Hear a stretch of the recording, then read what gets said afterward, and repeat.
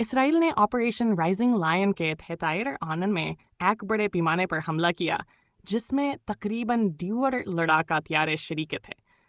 اس حملے کا مقصد ایران کے نیوکلیئر اور فوجی ڈھانچے کو نشانہ بنانا تھا، خاص طور پر نتنز مرکز برائے یورینیم افزودگی سمیت مختلف اہداف سائٹ اٹرن نیوز فورٹفیو۔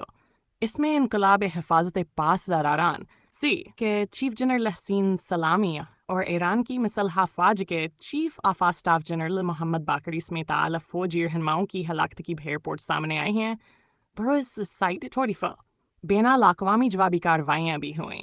ایران نے وعدہ کیا کہ سخت کارروائی ہو گیا اور بیکوک ٹاک سے زائد ڈرون اسرائیلی علاقوں کی جان روانہ کیے گئے، جن میں عراق اور اردن نے بعض کو روک لیا۔ سرن نیوز 30 عمل